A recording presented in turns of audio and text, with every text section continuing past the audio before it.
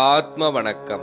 ஆத்மபிதா சுவாமி சிவானந்த பரமஹம்சர் அவர்கள் அருளிய பிரம்மாவின் உற்பத்தி. பிரம்மாவுக்கு அண்டஜன் என்ற பெயரும் உண்டு. அண்டஜன் என்றால் முட்டையிலிருந்து ஜனித்தவர் என்று பொருள்படும். அந்த முட்டை எதுவென்றால் இக்காணப்பட்ட உலகமாகும். இந்த உலகம் என்று சொல்லுவது நம்மிலிருந்து ஒரு முட்டையினுடைய வடிவமாய் பிரதிபிம்பித்திருக்கின்றதாகும்.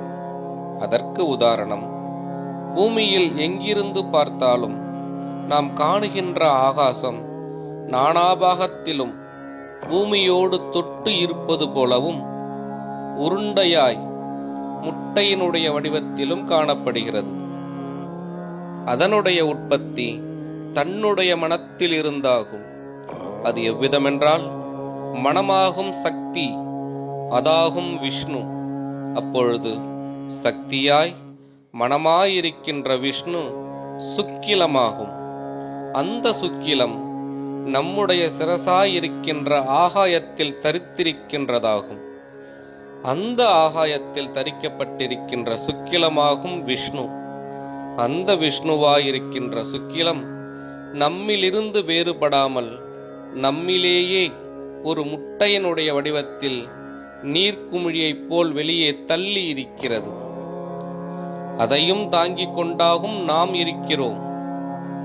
அது எப்படி என்றால், 4ஆம் அத்தியாயத்தில் சொன்ன காட்டாமணக்கின் பாலில் ஓர் ஈர்க்கெடுத்து வட்டமாக கட்டி தோய்த்து ஊதி பிடித்தால் அது அதிலிருந்து விட்டு போகாமல் பொல்லையாய், அதாவது போரையாய் முட்டை வடிவமாய் வெளியே தள்ளி நிற்கிறது.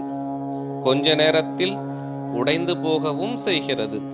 இப்படியே ஜீவன் மனமாகிய சுக்கிலத்தை தள்ளி கொண்டு தன்னிலிருந்து வெளியே வருகிறது. அந்த மனமாகிய சுக்கிலம் தன்னிலிருந்து விட்டு போகாமல் முட்டை வடிவத்தில் கொள்ளையாய் வெளியே தள்ளி உப்பி நிற்கிறது. இதற்காகும் பிரம்மாண்டம் என்று உலகத்தில் சொல்லப்படுகிறது. எனில் அது சரியன்று. நம்மிலிருந்து வெளியே தள்ளி காணுகின்ற இந்த உலகம் பிண்டாண்டமாகும், பிரம்மாண்டம் அன்று. பிரம்மாண்டம் என்று சொல்லுவது பிரம்மஸ்வரூபமாகிய சுக்கிலம் இருக்கின்ற சிரசிற்கே ஆகும்.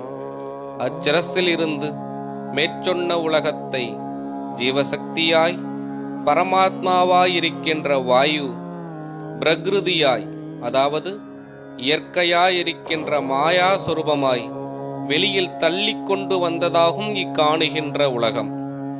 அதனால் இப்பொழுது உலகம் என்று சொல்லி வருகின்ற இக்காணுகின்ற உலகு பிண்டாண்டமாகும்.